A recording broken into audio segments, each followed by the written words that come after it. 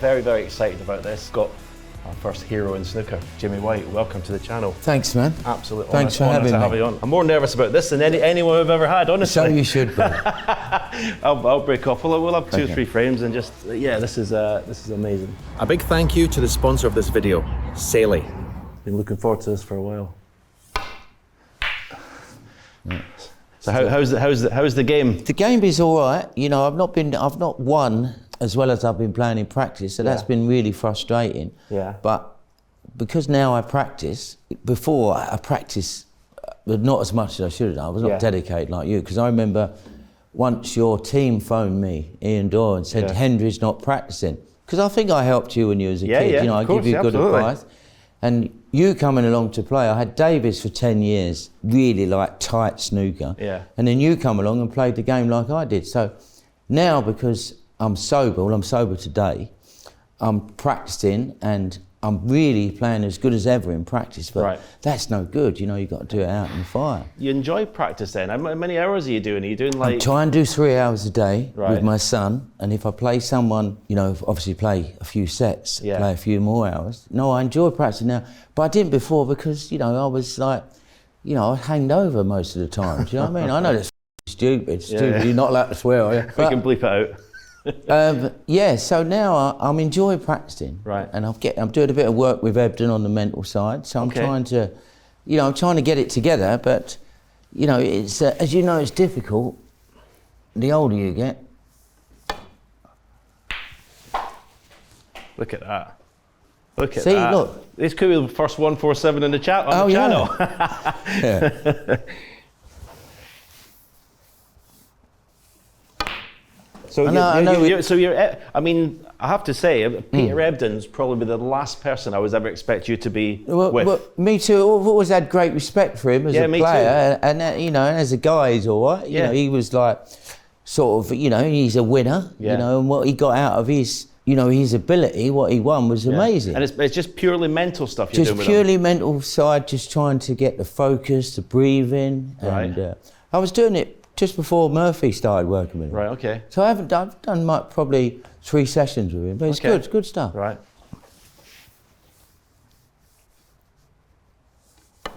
In terms of technical, what are you doing much? This table's slow, by the way. It is slow. No, see, I'm similar to Trump. I worked with Griffiths years ago, and he said to me, see, my action, my arm is slightly in, so I have to try and keep it out for it to go straight. Yeah. Now, if I'm timing the ball, and I'm confident, you know, you can play consistently well. Like Judd Trump, for me, you look at his cue action, it's so one-sided, isn't it? Yeah. But he comes, as he hits the ball, he's bang on line. Yeah. Chris Henry told me I was a little bit like that as well. Yeah, but I don't know, well, for me, you had that sort of, that pre-shot routine. Right. Whatever shot you was playing, you had a pre-shot routine, so he was always in sort of a bubble. Yeah. But with Trump, if he's not, he can miss anything when he's not timing them. I mean, well, I've seen him when he's bad. It can be really bad. Close. Well, it's so I mean, how has your technique changed though? Because I mean, you know, we're obviously not the players we were. Yeah. But I noticed technique is just, I don't know. But you said I heard you say somewhere that you got the yips or something. But I still got it. Still got it. I didn't know that. Last 10 years of my career, I just couldn't go through the ball. Wow. I'd one shot. I can't even remember the shot it was. It was something. It wasn't even a difficult shot, and I just like say it's like a red here and a white, something similar to a red or white here to go up for the blue, a soft slightly stun, and I kind of went like that, and I went like that. Wow. And this hand just stopped me going through, and I thought, well, that's weird. Yeah. And then it was about 2 or 3 months later, the same shot happened, and then I started avoiding shots. Wow. Because I felt that bad about it up here. And then it started to go into other shots, and then by the end of that, I just couldn't play any shots. Wow. That's why I stopped, basically. What? Yeah, because when you tried again, your heart wasn't in it. No, well, because you like, I mean, you're like me, we do the punters, we watch shots, we know the shots. Yeah. But when you can't play them, that destroyed me. Yeah, I bet. You know, sorry to hear that. I mean, you come in here, I watch people who can't make 20, and they can play shots I can't play. That's weird. That's horrible. But I found, you know, like, I thought maybe 15 years ago, I thought like, I'm definitely finished. You know what I mean? But I still loved the game. I was still doing the exhibition. And then all of a sudden, with this sort of trying to get sober, so I'm feeling good to practice. And all of a sudden, I'm like, still now making 147s. I still get 4 or 5 games on a spin while winning one visit. So, you know, that snooker can still win. Yes. But it's doing it out there under the fire. You know, these Chinese boys, they look at me, I think they Google me when I've got a suit on. Who is this geezer? And I think, yeah, you'll be all right. But no, I love the game now as much as I ever. But I thought, you know, I shouldn't play anymore because I couldn't play. But I think the reason why, because I wasn't putting in the practice. But I thought you were like still practicing loads. No, only the last sort of 3 years. Oh, okay. Yeah. See, watch this. I can't. Look how quick that was. I mean, it's like. Yeah, it's like. But you don't play at all, though, do you? So how can you? No, but I tried playing. You know, when I had the wild card and stuff. But I mean, I didn't practice enough. I mean, we had a couple of games. Yeah, you did. And stuff, but. No. You need to put the work in. Because for me, you know, when I first started playing it, it was more for the love of the game. For you, it was all about winning. Once you come on the scene, it was for you, you know, for me, it was about playing the game fascinated me. Yeah.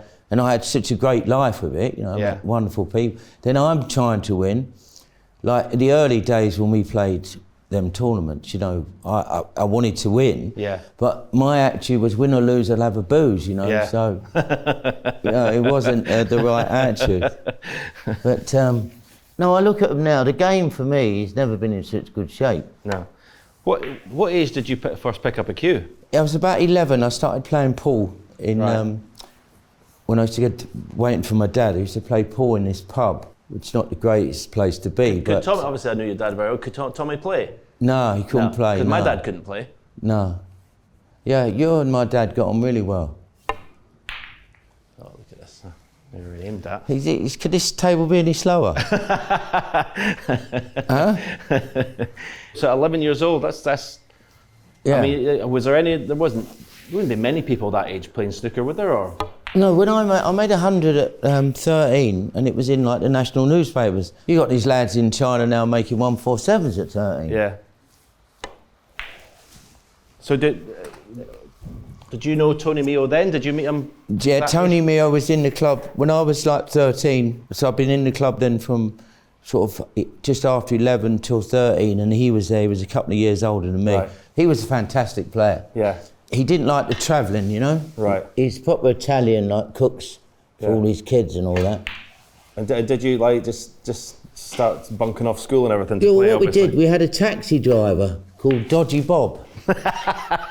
And he had a black cab. Now in them days, there was no internet, no mobile phone, so we just literally put a pin in the map and we go somewhere like Newcastle and we stay for 3 or 4 days and you get all the players from the area would come and play us for money. How old were you then? I was like 15. Right. He was 17. We weren't hustling because we were just trying to win, but people thought, these kids can't beat us. Yeah. So all of a sudden we'd be away 3 or 4 days, all of a sudden we got like £1,000 each. This is like nearly 45 years ago. Like it's probably 10 grand. Yeah. So, you know, but unfortunately for me, I was brought up in, you know, a gambling environment. Yeah. So. Nice table. Yeah, this is and this is I brought my balls in as well. Are they your balls? Yeah. Yeah, but when you come along, so how much will you be playing for then in these games? Well, we just play. You know, we was on a percentage, but you know, we play for. You know, if we was away for 4 or 5 days, we get that kind of money. So the taxi driver was earning even. You know, he was earning that as well. Was he like your agent then, this Dodgy Bob? Well, he was just someone who had money in this club. You know, and he knew we couldn't lose. Yeah. And then we went to Neasden, where Neil Folds was, and there was, and Jeff Folds, there was plenty of money games there. Right. So from sort of 14 to 18, it was just money matches all the time. And what was like the standard of the people you were playing against? Well, not very good. Yeah. Yeah, you know, there wasn't the standard. We come across some good players, but not mainly. You know, we couldn't really lose. Nice shot.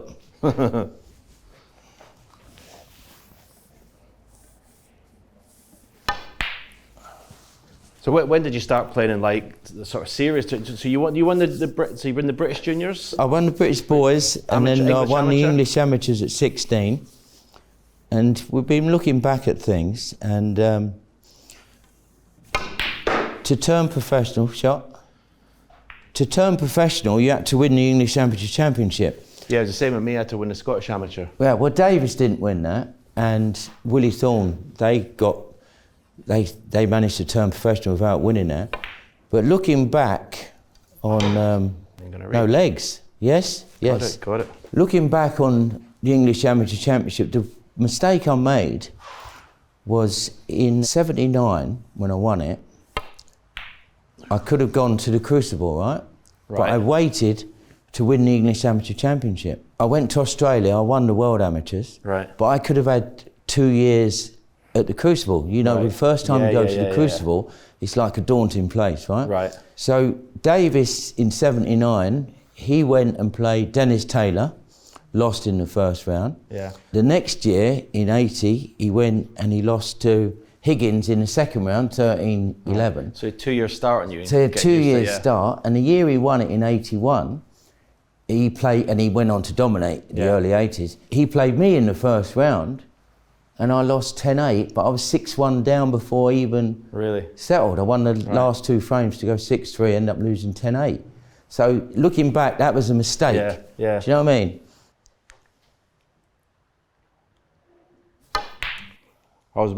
Your match, because before I started, I used to just watch the games and tape them all. Your match with Davis '84 final. Yeah. It's one of that break you made. Is it to go 16-17? Yeah. I was like researching last night. One of the best breaks you've ever done, right? Mad, yeah. 65 clearance. What about the red he potted Davis? I put him here. He's 17-16 up. I put him here, and there's like 3 reds open. He's only got 1 red. He rolled the red in.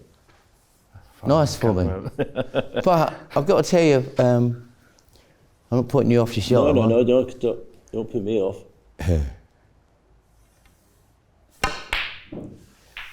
Also, that '84 final, I'm 12-4 down, and Jim Medicroft. You get Alex Higgins' suit as well, didn't you? Oh, I don't know about, did I? Yeah. Well, whether Alex, that's a lie he told. He says you wore his lucky suit or something. No, I don't think I was twice the size of it. But I don't know, I might have wore a tie or something, but I was 12-4 down and my tip was really hard. And the late Jim Medicroft, he changed my tip. Right. And I actually practiced on the table. Really? On the table till 1 o'clock in the morning, right? Wow. With a new tip. Right. And the next morning, I won 7-1 to go 13-11. Yeah, I remember, yeah. But the game he won, I won the first 3, the game he won to win the 4th frame of the first session, I was 50 in front with 3 reds left, and he doubled 2 of the reds. Really? So not saying that he wouldn't have won one of the other frames. I went 13-11 down. You know, that was a bit unlucky.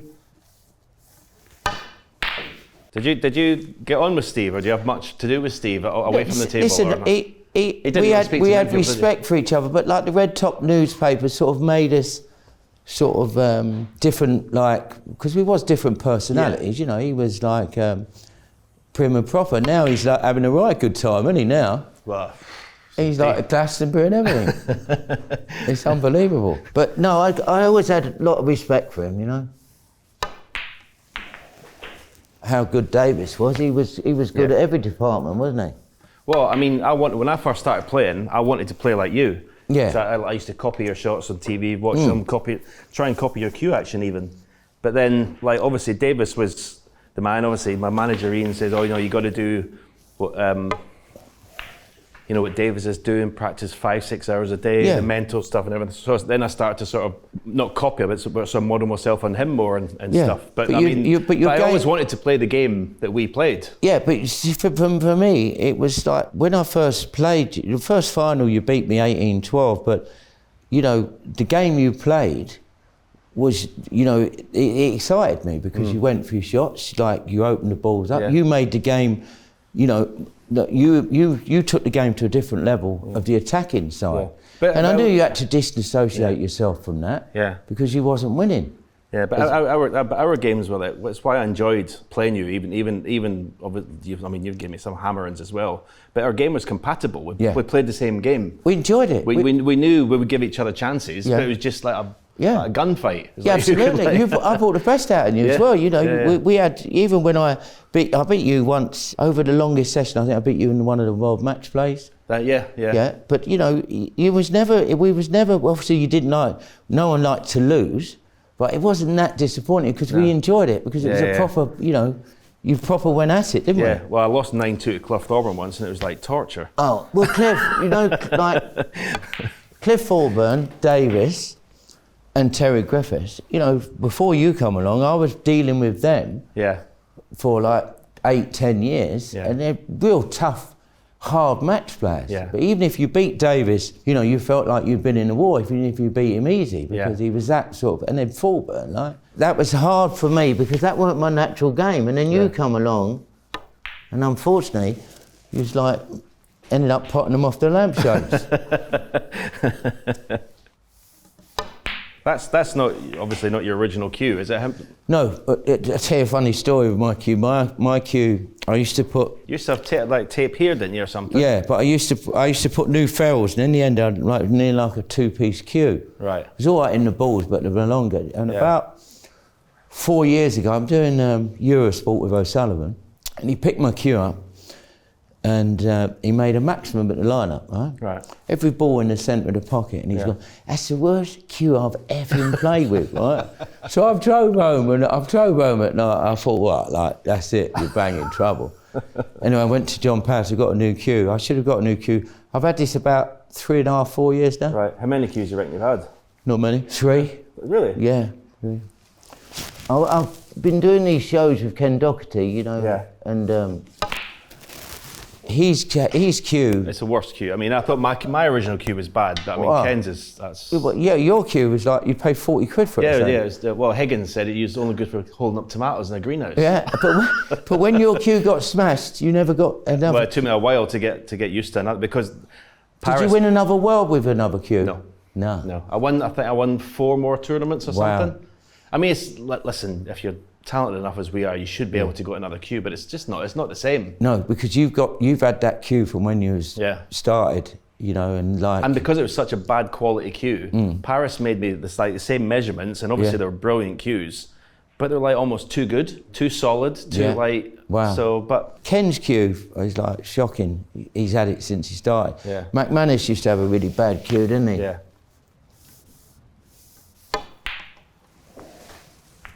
What about like tips and stuff? Do you still use the same? I use the Century tips. You know, the tips nowadays are fantastic. You can put them on and play more or less straight away. Elk Masters have gone like where you can just put them on and play. They used to take 3-4 days. No, it used to take you 2 or 3 days. You couldn't put you know, if a tip come off in a match, you're more or less like you're banging trouble. Well, that's when you say that 84, you needed to have a good few hours with a new tip.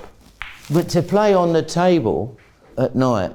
Let's set them up. That red's in a bad place. Well, you say that you practice now with your son. You never ever play on your own and pick your own balls out, do you? No, I couldn't do that. No, that's hours and hours and hours. No, I'm far too spoilt for that.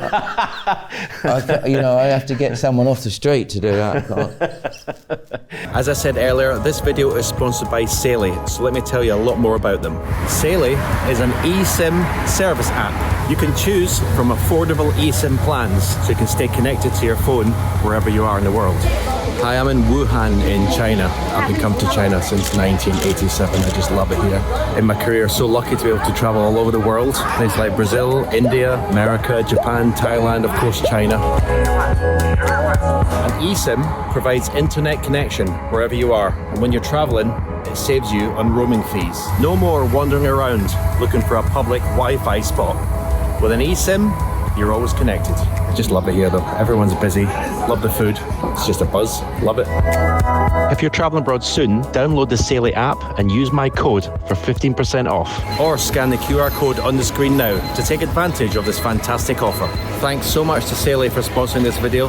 Now let's get back to the whirlwind, Jimmy White.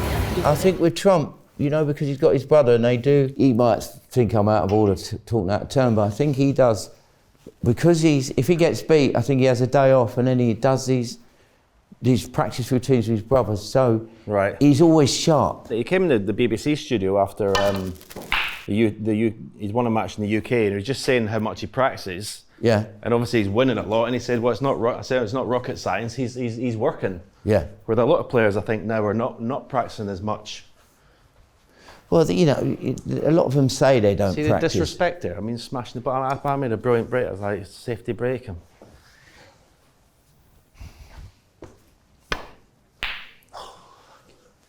So they trapped him.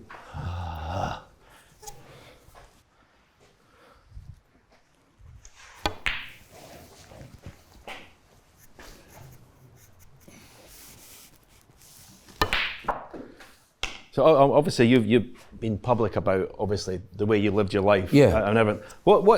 How young did you start? Like smoking, drinking, I was a proper lunatic. I don't think I had a drink really till I was about sort of early mid-20s. Well, look at Doherty now. He didn't start drinking until he was 40 or something. You know, he's having a great time. But where I come from, if you had money, you should be out. You know, it was crazy. And you know, the 17 days at the Crucible. Yeah. You know, I'd be out all the time. Yeah. You know, but for me, it wasn't. I wasn't drinking. I didn't think I was drinking much. Right. But I was drinking probably where most people would feel drunk. Yeah. You know, even in the intervals, you know, like the 20-minute interval, I'd come off, I'd have half a lager in the players' lounge, half a lager with the press, half a lager in the embassy room, and then go straight back out. So I haven't actually stopped to reflect what's going on or. Because there's a funny story I've told a few times, and I don't know what final it was, but you were obviously with the late Alan Stockton was your manager. Yeah.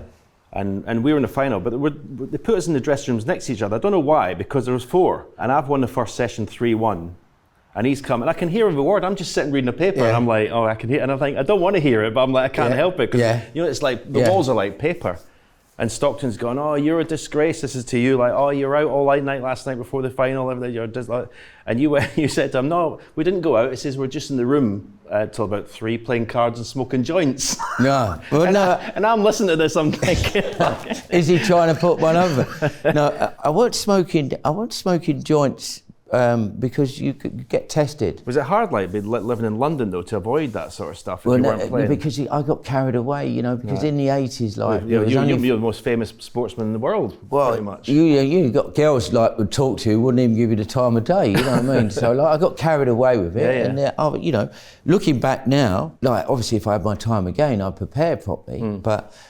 You know, it was. Would you though? Do you regret it? I don't regret anything. Well, that's what I mean, though. But you would still change. But I regret the talent I had. Yeah. And you know how I'm lucky because I'm still playing now. Yeah. And I know that if I can bring my game, I can compete with anyone. Right. You know what I mean? So and you still believe that? I know I can. Yeah. Yeah. If I didn't, I'd go and play bad golf. Not like you, scratch golfer. No, but my problem was that sort of win or lose, I'll have a booze. You know. You know, I was asleep in one respect, but I was having a fantastic time. Yeah. Then I met Ronnie Wood, who's like a real good pal of mine. You've met Ronnie. He's a lovely guy.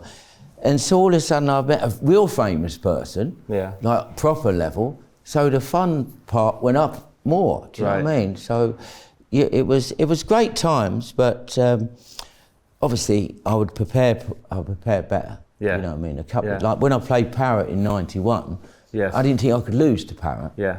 Do you know what I mean? You actually texted me to wish me good luck. Yes. Yeah. And I hope John's not watching this. John, like the first 7 frames, he played like God, didn't he? Yeah, but he says he talks and says that he quietened the crowd and all that. Like, yeah, all right, yeah, well done. He had a couple of flukes in them 7 frames, but he did play amazing stuff. Yeah. Did you always feel a bit more pressure having all the support? I mean, obviously we played so many matches and Wembley everywhere, and you would have 99% of support. Did that put extra pressure on you, or did you? Well, if you're buzzing and you're playing well, nothing like it. Right, but it didn't. All it done for you was spurred you on. You just loved sometimes, it. Sometimes. Not all the time it didn't work, but sometimes. That's part of it. O'Sullivan's got that now. Yeah. Because there is extra pressure on him. Yeah. But does that make you want to like entertain them rather than win the match? Sometimes, yeah. You go for one when you shouldn't. I actually, in one of the finals with you, with the 14-8 up one of the shots I had a snooker. I didn't play the snooker, I went for a long red. Right. And looking back, that cost me that frame. Yes. Because I always used to think, because I mean, I meant even like silly things, like I didn't have to deal with anything, but you would have, I wouldn't have to see anyone, but you would have so many people, guests and everything. Would you have to cope with that, getting passes? And I was a bit of a control freak, which was a bit nuts. Right. The final when you're 14-8 in front. Yeah. I'm 14-8 in front. You won the last 2 frames of the session, right? So it's 14-10. Now don't forget, I've had 17 days in the cruise, but I'm playing the best stuff ever. Yeah. And the tournament director phoned me and said, you've got to come back to the venue because 2 of the people who are with you are demanding that they come on after if you win it. So I've had to come out of my dressing room, out of my hotel, back and sort that out, which was nuts. Yeah, another bleep. That was nuts, but that was my fault because I used to invite all these lunatics, so it wasn't their fault, it was my fault. Do you remember the most passes, most guests you had? Pardon? Can you remember how many? Was it? Oh no, I would have at the Masters I'd have like 20. Yeah. And the world's probably 30. Like now you're lucky to get 2. O'Sullivan asked me for my passes. Did he? Now because he can't get them. I mean, that's to have to, before the final session and final, and you've got to go back and sort passes out. But not say, to take nothing wrong for you, from 14-10, you come out after you sort of like them 2 frames, you potted a couple of unbelievable balls. You potted the brown was like... Brown for me, but you also potted another red, like, was something... Well, I potted the last red. Was it there? And screwed back, yeah. Yeah, that's right. Even the red was difficult. Yeah. And then you've dropped the brown. First frame at night was scrappy. Yes. And I knew that was massive. I knew it was massive before we went out. The first one at night was scrappy, but for me, I wasn't sort of panicking, and then all of a sudden, I then completely gone. Yeah. I can't put a ball then. Like the pocket. So then having all the support, does that put more pressure on you then? Having Because obviously I hear it. They're saying, "Come on, Jimmy, and all that sort of stuff. Yeah. Well, it gets on top of you, and then every miss is like magnified. But I'm going to give you like an exclusive. I got diagnosed with ADHD. Really? About recently? 2 years ago. 18 months, 2 years ago. So I've had to work there. Now with ADHD, you think like about 15 things at once. Right. Like it's all over the office. Yeah. So I'm now like down to sort of, normal, right? Right. I have to be medicated and all that, and it's completely changed my life. Okay. It's brilliant. But sort of when you're like under pressure, looking back, all these thoughts were going through my mind, and all of a sudden, like, I'm starting to miss everything. Yeah. So like the pockets like become like, so there was like closing up as I'm hitting them, and the balls are getting like football. That for me now, like looking back, if I'd have known what I had, I'd have been able to sort of refocus better. Yeah. That was a big thing. Right. I think a couple of players have got this ADHD, but I would imagine, because especially individual sports, I would imagine it would be quite a common thing. Because we've all must have to be who we are and do what we do. In snooker, there's so much going on. Oh, it's so much in the mental. That's why I'm trying to work with Ebden, because just sort of getting it down to basics. See, for you, what was so brilliant with you, because I always wanted you to win as well. Make no mistake, right? I never had when you was a kid, I'd give you proper advice. Yeah. And and I loved the way you played. But once you was in your zone, nothing was. You were like, when I missed that black, well, we're going to get to. I'm nearly all right about that one. When I missed that black, I must say, I know you're not going to. I know you're clearing up. Yeah. Because you had that pre-shot routine. You was in your bubble. Like all you was focused on was the shot. You was always positive. Even when you was gone, you was positive. I looked up to a friend of mine, Paul Mulligan, who you know from Ireland. When you were like in that break, he was in one of the balconies, and I didn't have. Well, as I say, I didn't have many guests or friends there. Yeah. But I looked up to him and went like, we're not winning this one. Yeah. And then, that's right. And then And then I missed, but he sued me actually. I had an exhibition to do with him. He was in order because I didn't turn up like at a show Yeah. But we played exhibition once in Scotland. There was 2,000 people there. Yeah. And afterwards we had to sit there and do autographs. So there's about, maybe half of them would go, but there's a queue of about 1,000 people waiting for autographs. You off out the window of the dressing room. I'm left on my own signing autographs right there. They say, where's Jimmy? And I said, I think he's left. And they went, good old Jimmy. You could do anything. If I'd done it, I'd have got slaughtered. My kids still remember it now. I'm in a Little Chef with my wife, and my 3 kids are like, there's a year in between 3 of my daughters. And they're like 3, 4 and 5. And my oldest daughter's about 12, she remembers it to this day. And this geezer's come up, we're in a Little Chef having breakfast, right? What it's like with kids, it's hard work. And this geezer's come up with a piece of paper and a pen, and he's just put it on the table, not said nothing, right? So I picked it up with my knife and fork and put it in my breakfast and cut it up. And the geezer's gone, I said, mate, A, can't you see I'm a little bit busy? Yeah. And B, you never say please. Yeah. Most people are all right, you know what I mean? That's the word. When they don't say please or thank you, that's the worst thing. I think you've got a bit of, because I was the crowd favourite, but I think people warm to you because once they see you winning and see you just a normal fella, that then they supported you. Because I think you wasn't like the Davis used to get there, like because of that sort of smirk he had. Yes. Like people used to really get angry with him for no reason. I'm sure he knew what he was doing. So when I have to ask you, so when did you first meet Alex?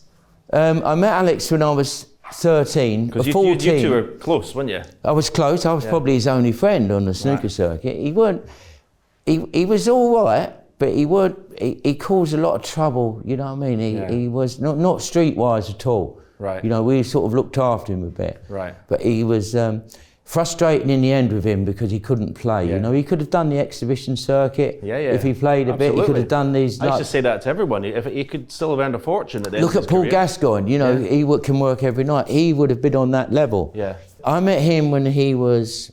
When I was 14, my dad put on an exhibition in the Working Men's Club. Right. The first time I sort of properly met him, I met him once before to sort of shook his hand or something, to play him, and he tried to chat my sister up. So my brother wanted to knock him out, and he knew it was my sister, but he was just Higgins, he's like, but he made the game. Yeah. You know that for sure. He made the game, popular. He had that sort of X factor. And I went down that route of playing all them flare shots. Right. And you sort of, because you was attacking style, but you realised to win, you had to rein it in a bit and you had to practice and do the right things, which was really handy for me, by the way. Who gave you the name The Whirlwind, by the way?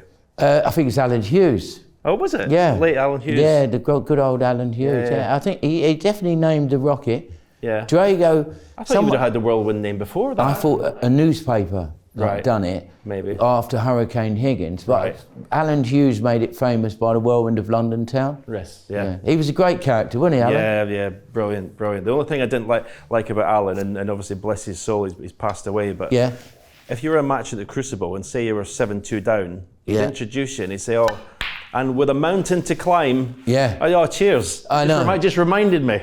But Rob Walker does it now, doesn't he? Yeah. Sure. Even though we're just going there as pundits and God, I mean, I'll be so happy if you made it back to the Crucible. But do you still get butterflies going back there? Even absolutely. Yeah. No, that's that. I have to get there this year to get my card. I probably could get the wild card, but I like to get there on merit. But it's all about preparing for the Crucible this year. Would that be your favourite venue? Oh, different. Well, the conference centre was amazing. Yeah. And this one they play Ali Pali now. That's amazing. But I don't care where you were talking about going to Saudi Arabia. Yeah. The World Championship should never go there. No. Because, it doesn't matter how much money you've got. Like, it's iconic. How good Sheffield was for snooker, snooker for Sheffield. Yeah. And all these players, these new players are obviously going to go where the money is. Of course they are. But when you get to the one table situation at the Crucible, there's no other place like it. But as I say, if you go to Saudi Arabia, the winner will probably get £2 million, which for the player who wins it is amazing. but 17 days, I mean, I've watched some of the snooker on there. Yeah. 17 days, 3 sessions, they're not going to fill it. No. There's going to be no, I mean, the Crucible's full every single session. Yeah, no, I don't, it's okay them having them big tournaments and maybe having an extra tournament with even bigger prize money, but they can't call it the World Championship. No. Especially when it's one table, there's just nothing like it. I think the BBC have just signed a new contract. Eurosport are in negotiations. We've got TNT now, and BBC have just signed a 7-year deal. Yeah, 32, which is incredible. So I think they're.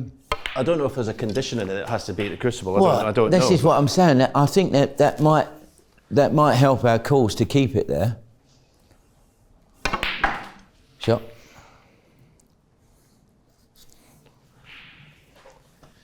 And you still enjoy doing exhibitions? I love doing exhibitions. Sometimes the tables are hard work, you know. Right. But no, I still like doing the exhibition and entertaining. You don't really like doing them now, do you? No, not really. No. Not really. I just, I don't know. Yeah, because I think, well, obviously, I'm busy doing this stuff. Obviously, I'm going to China quite a lot now. Yeah. And doing the commentary. I think if I was doing the exhibitions as well, it'd just be too much. Yeah, sure. But you played one in the Isle of Man. You was telling me that you had 130 odd or something, and you missed a couple, and they're giving you abuse, and you're thinking, what am I doing here? I know. I just think a lot of times you go to the clubs now, and they just want to go there and take the piss out of you. No, I don't think the clubs are. I don't think the clubs. You don't have this respect when you're playing like you used to in the clubs. You go and play an exhibition and they'll be deadly silent. Yeah. And, you know, people they put their dress suits on to play you and all that. There's none of that anymore. No. And you've got all the 2 people at Isle of Man. They could hardly stand up. They'd had so much to drink. But what I intend to do, like sort of make the rules when I get there. You know, Kevin would be with me, my guy who's been with me for years, and we sort of get the MC to make sure they're quiet when we're playing. You know. No, I don't mind the exhibitions. Do you like the punditry? I love the punditry. Do you? I really enjoy it. But before I would have thought you'd be the last person that would do it. No, well, I've never had a job in my life. You know, I've been with them for 10 years, and you know. I mean, snooker's all we know, isn't it? Yeah, basically. that's right. Listen, when it gets to, you know, sometimes I'm sitting in the studio and I'm thinking, great shot. I'm thinking like, wow, right, you know, look at the state of the way they're playing, and you want to be out there. Yeah. You know, and then you see people like playing, refusing pots when you know they're going to get them. That's difficult. Yeah, but you don't do commentary. Don't do commentary, no. Well, you don't. No, I'm not like you're allowed to completely give it to everyone who misses, because you can. No, I don't do the. I haven't done the commentary, no. Shot. See, some shots I could like wait back in queue. Yeah. But then I like other shots. I just. Well, so it's sort of like you can't let go of it. Yeah. Like the dart artist thing. Yeah, it's kind of like that. I mean, watch. I was trying to deep screw here. So is it only? There's no weight at the back there. I used to have a pause at the back. I physically can't do it in some shots now. Wow. Williams, but your cue Williams, and he just takes it utter out of me. He's just like.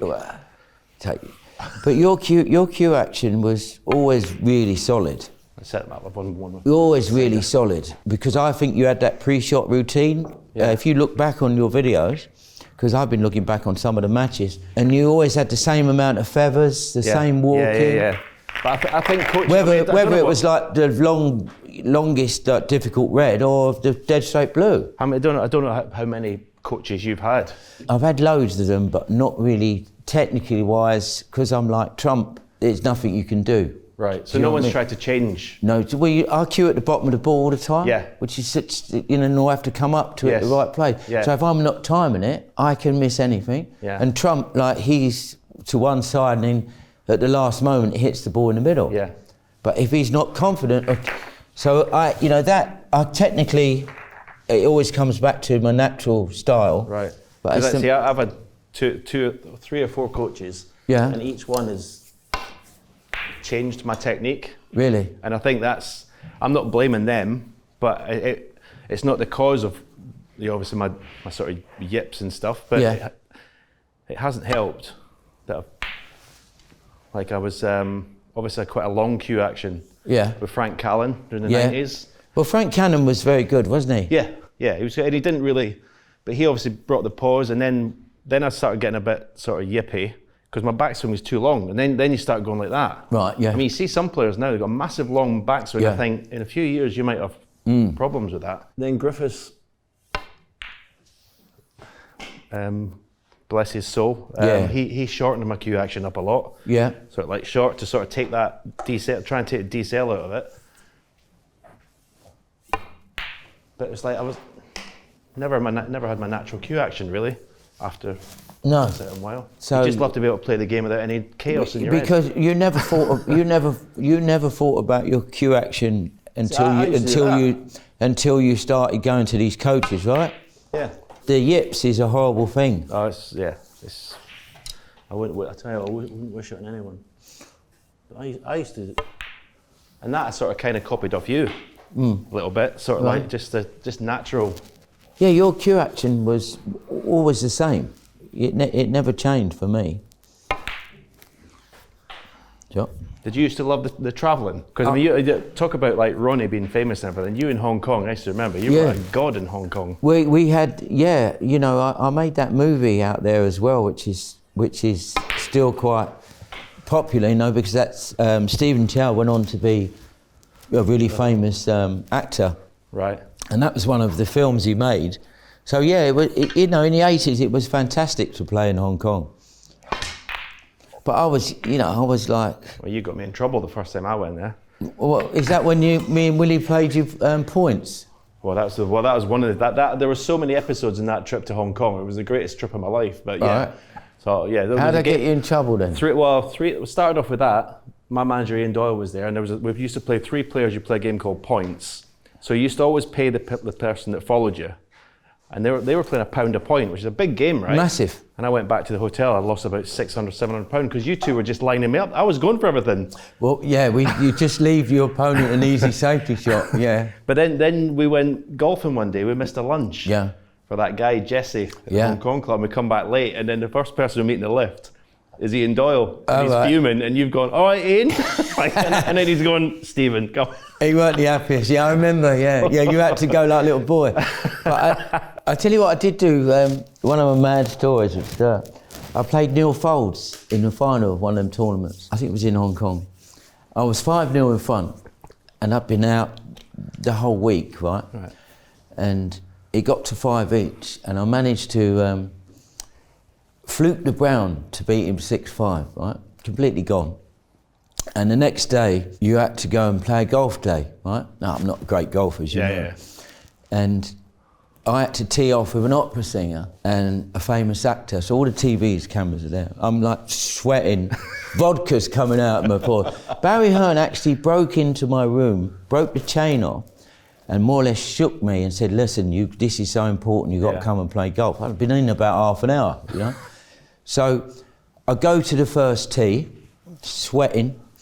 I'm so really in such a bad situation, right? I get a 3-wood out and I hit a 3-wood down the middle, like absolute fluke, right down the middle.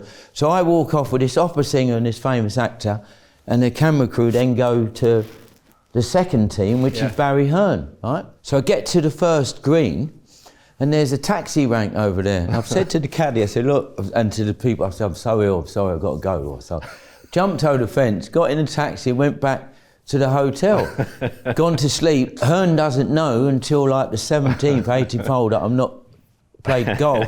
So they've all come back for the closing dinner, and I'm fresh as a daisy, all suited up, let's go, you know what I mean? But they were good fun in them days as well. Was Hearn your manager then? Hearn was my manager, but I was managed him twice. I'll get on all right with Barry Hearn. You know? He's done great for the game. Yeah. But I think... Did he try and control you, like try and stop that? No, he knew I was a lunatic. Right. You know, Robbo, who used to drive Davis, he drove me for 2 years, and I probably had my... With that limo? Yeah, but I probably had my first... probably had 2 of the best seasons, because he was such a great motivator. Right. And for Davis, he was huge, for, because I won 3 or 4 tournaments with him. I think then you sort of started to realise that you got to disassociate yourself with that lifestyle because you weren't going to get to the heights that you got to, you know, and that was I mean, it was brilliant what you'd done. I mean, it's obviously helped for me living in Scotland because you've not got this sort of distractions of being in London and stuff, and obviously you know what Ian was like. I couldn't do anything basically. So I was wanting to ask you as well. Do you remember the dressing room where you talked about dressing rooms in the Crucible? There was like number 1 dressing room. There's a guy, Dave, with a beard. Do you remember? He used to look after the key. Well, your driver, John Carroll, he used to sit in there for the 17 days. So he's getting all information about all the gossip that was going on, like was he out, was he not out, you know what I mean? All the clues. But no, for me, it's like to be able to still play and compete now is, you know, it's like a godsend for me because I'm going to play for another 3 years, and if I don't win a tournament, I'm going to stop. How old are you now? I'm nearly 40.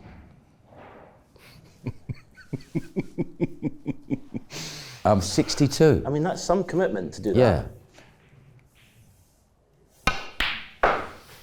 Yeah, people think, you know, why are you doing it? You're nuts, you know, like, why don't you just... Well, I myself, chill? I mean, sometimes I've seen you play and I think, why are you putting yourself through it? Because we used to win, used to play well, and I know you know all the shots, and when you can't play them, it's like debilitating. It's like... but me, I get so... This is why I'm trying to work on the mental side, because I'd get so, like, get myself so at it, for playing so well, practicing, and then all of a sudden, like, you cannot pot a ball, and you're thinking, well, like, you love the pressure, that's half the buzz. But then all of a sudden, you're not thinking right, all of a sudden you get it together, you pot 2 or 3 balls, and then, like, you come 2 inches short on a positional shot. And you're flat, because you've lost. It, for me, it's concentration. You know, I can be playing, not so much now, because of these ADHD situations, but I could be playing, and a voice would go at me, did you water the plants before you left home? I'm like, where's that come from? You know, like, and so I've got one of the hardest games in the world. Geez are trying to beat me, and like, I've got this voice because the concentration is more difficult when you get older. So if you can sort of close that in, practice, and enjoy competing, and then I remember once you said to me once, there's 10 voices in my head and they're all arguing. Because what you do, and obviously the guilt trip used to come in as well, you know, with the not preparing as well. You know, like, you know, I had that part of it as well to deal with, but that was my own fault, you know, no one to blame but me for that. I must admit, you were Peter, so if you're playing a match, I did say to Sean Murphy about this, if you're playing a match and you look up and he's writing things down the paper, is that not going to do your head in? Oh, no, I'm not that. It's not going to be that type of situation. Oh, is it not? Okay. No. Because I'd just be thinking, if I miss a shot and I see him writing things down, I'll be thinking, what are you writing? But look at Murphy in that... he was a different animal. Amazing. All week. No, amazing. Because normally he's like, I said this to him when he was on here, I said, normally you're like looking like this, and you're like hand posing and everything. But he was like, never took his eye off the table. That's right, because he's like, you know, he's great for the game, Sean. And I think sometimes when he was sitting in his seat, he'd have to sort of give an expression of what's just gone on. It was a different Sean Murphy, without a doubt. Did you have any like mates on the tour as snooker players, or just like? I get on all right with everybody. You know? It's difficult. Tony Mio is probably my real mate. Right. But you know what it's like. It's like golfers and all that. You know, it's an individual sport. You can't get too friendly, can you? No. I mean, would you call Alex a mate, or really like? Yeah, I'd call him a mate. I was a bit in awe of him. He was like my hero, and then you felt like you had to sort of protect him a bit. You know.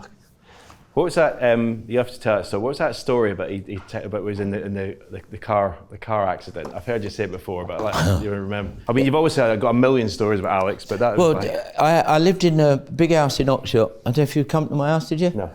I had a snooker table, swimming pool, like plenty of money, and so like life's too good for me, right? Yeah. Higgins is staying with me, so we drive to a local village, and all of a sudden. I'm driving home with Higgins in the car, and I've come round the bend and I've lost the car and I've gone into a brick wall at a mini metro, a sponsored given mini metro. And the window screen has flicked out, and Higgins has flicked out, and he's facing me. And he's gone, I've got 9 lives, baby. So I've drove to my house about a mile away, and as I pulled into the electric garage, the engine fall out the car. I've got wipers attacking me. So I'm like, get in the house. And now he wants to play me for money in my snooker room. And he goes on, and the first time I had a proper argument, I threw him out the house. He's like, it's the best time to play. And we've nearly tied, you know what I mean? But that was because he was really on his nerves, Higgins, he lived on his nerves. The only person who could play drunk. Yeah, at 82. I've played with him. He's made centuries, and he's literally wobbling. Unbelievable. Yeah, and when he made that amazing break against me in 82, there was a guy called Motoring Martin who was from Potters in Manchester, and he kept looking up at him saying, "Get me a drink," and he was getting him large vodka and oranges. Really?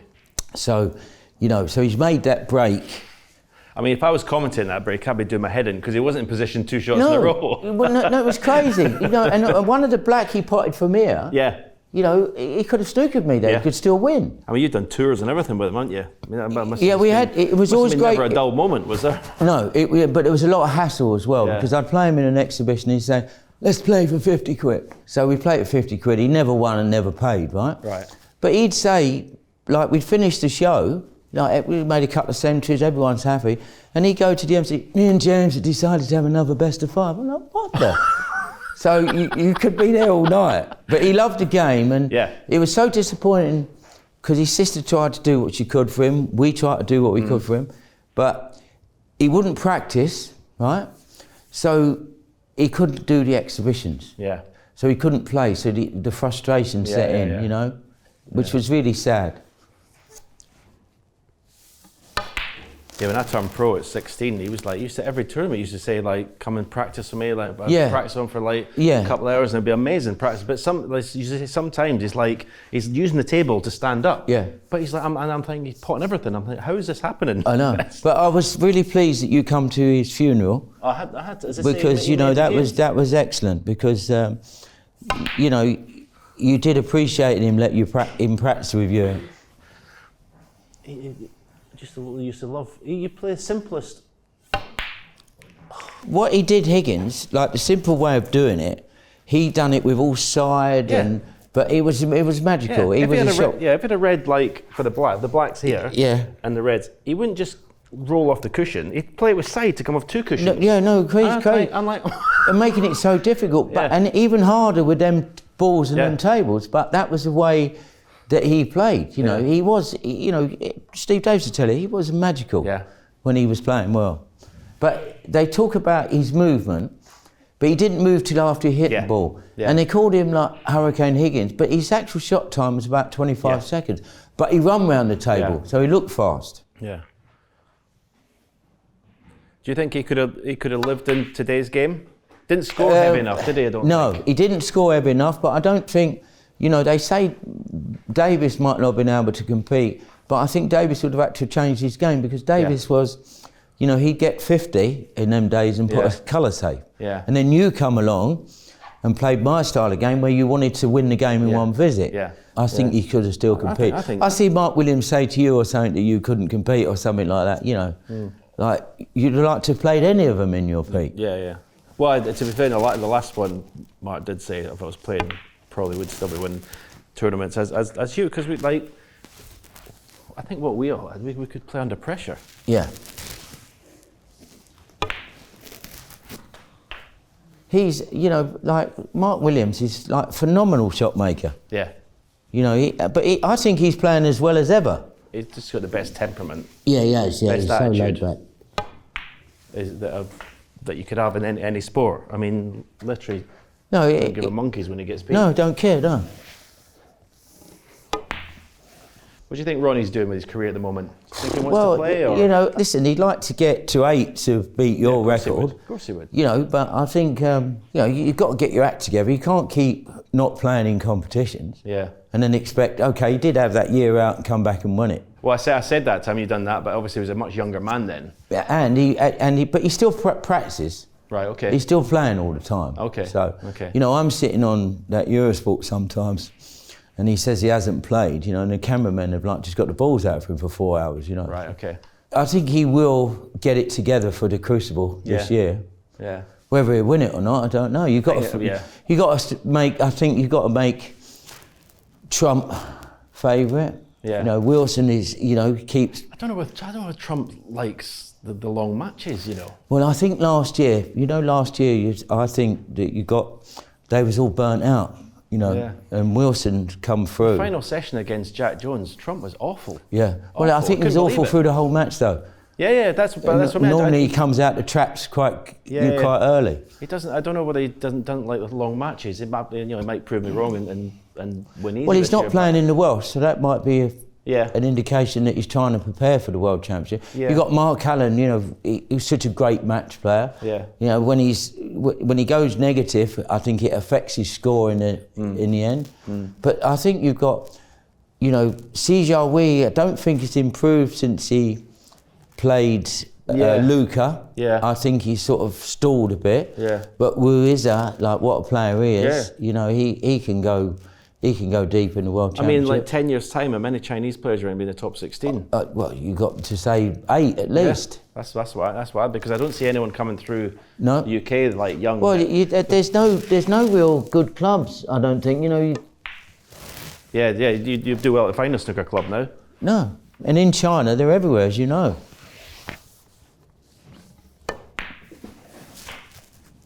Yeah, it'd be really interesting to see if Ronnie does. Because he's not. What do you think? Do you think he's got it in him to win another one? I thought it was a certainty last year. I have to say, he'd won obviously the Masters, won the UK. But you're the only one. Only you and Davis have won all 3, right? In 1 year.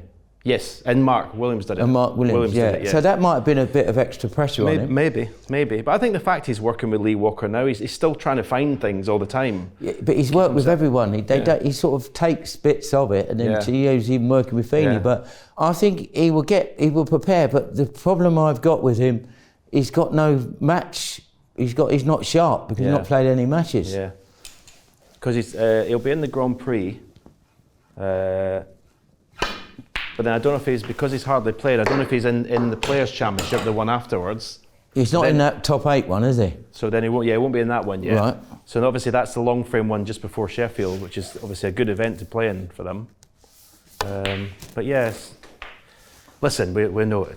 Listen, at his best, he's still the best. Of course, he plays. There's only one player that can beat Ronnie when he's at his best, Selby. Yeah, if it went really close. He's not his best all the time now, so. No, but with O'Sullivan, he's got that art of, playing like he's just playing in a practice, isn't he? Yeah. You know, there's no thought of what's going on. No, he's taken the game to. Well, I think I think Davis took it to a level with the safety and the nice cushions. Just there to stop the balls going on the floor. The safety. And, he was good in the balls, Dave. He was a good long potter. Yeah. And then you come along and took it to another level of scoring and winning frames in one visit. You invented the blue to the pack. Yeah. There's obviously players were playing that shot. But you played it. But I think, I did it earlier. Yeah, but they wasn't screwing off the pack. When we was playing, it was always you stunning into it. Right, okay. You put those screwing into the shot. Right. And then you've got O'Sullivan's come along. He's took... like a bit of Davis, a bit of you. Yeah, Reardon. And he's got the Reardon with the tactical side. So he's took it to another level. Yeah. Whether we ever get anyone come through and be better than O'Sullivan, I don't think so. I've never seen anyone that I think, wow, he could win 5 world titles. Yeah. These young Chinese players that you mentioned are brilliant players. But just supposed to get the red out. Struggling. Good effort. Nice table. No, where's the cue ball going? Is there a shot you remember as the greatest shot you've ever played? Well, that pink I played against Kirk Stevens in the... Oh, yeah, the banana. That's been viewed about 200 million times. I taped that match. I watched that match over and over, wore out the VHS. That's showing my age now. The VHS tape. Yeah, I won in Betamax things as well. I had, Midnight Express on one. Yeah, Kirk Stevens, wow. What a maximum that was. You remember the green he played? Oh. Come in and out of bulk. Yeah. So who do you think favourite for the World Championships?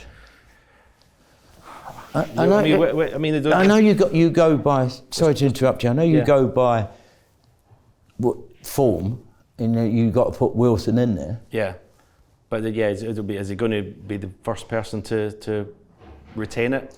Crucible Curse. His mental strength is amazing. He is. And he was brought up with Ebden, wasn't he? Yeah, I think. Do you know what? Selby played British Open. He won the British Open. Yeah. Last 3 matches he played, he was unplayable. Yeah. I mean, Higgins was playing well. Yeah. And he just took him apart in the final. If he played like that, he wins. I thought he would break my record before Ronnie. Right. Back in the day when he'd won 3 or 4. He's won 4. When he's number one for 5 years. Yeah. When I thought he was going to be the one. But you don't know what Selby's going to turn up these days. No, he seems to have that sort of strange miss in his game. Yeah. Well, he won a championship league. I think he had like 13, 14 centuries or something. Yeah. I know it's not a big event, but yeah, you just don't know what Selby's going to turn up. I think he's like practices properly, doesn't he, Selby? You know. Yeah, I think he puts everything into it. Yeah. But yes, it's favourite. I mean, you've got to make Judd favourite, but to say I don't think he likes the long frame matches. You don't think he likes the what? I don't think he likes the long frame matches. Well, he does in finals, doesn't he? I don't know what it is. I don't know. I've not seen him since he won it. I've not seen him play well at the Crucible. I don't know for what reason. Sorry. I'll get that.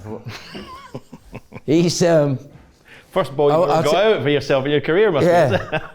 I was watching Richie Rich and Cat Flap the other day. I was thinking of you because we used to love that. But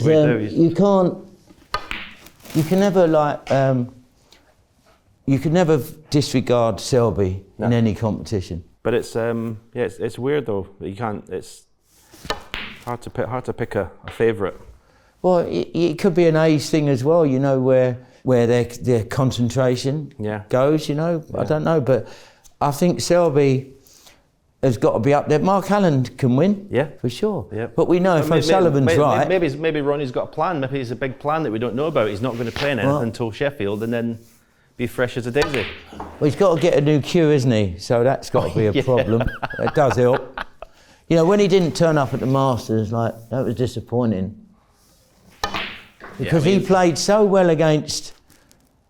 He played so. He played so well in the UK. Lost to Hawkins. Yeah. He missed 1 pink in the middle, and then he lost in that Champion of Champions to. The Chinese boy, he was 3-0 up and he lost 4-3. Well, he played like God. Yes. And Hawkins did as well. Yeah, Hawkins did from 4 to down. And Ronnie looked good in those matches. He did, and then during it, even when he got beat, he was practicing with Lee Walker, and he was saying that he's doing things he hasn't done since Ray Reardon days with his grip. So I thought he'd kick on. Then he won one in China. Yes. And then the cue situation, he blew out. I don't know what happened there.